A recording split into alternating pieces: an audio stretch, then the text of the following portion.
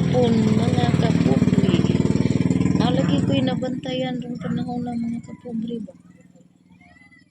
Ang kalisod bitaw karon mga kapobre.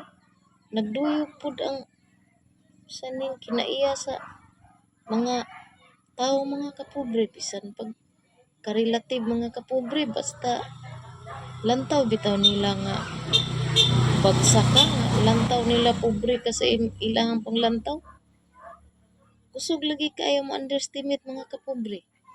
Masilingan, makarelative, basta kay inaana jud akong nabantayan mga kapobre ba.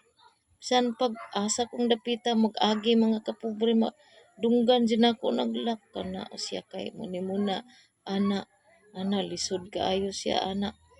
Kusog lagi kay manaway mga kapobre ay.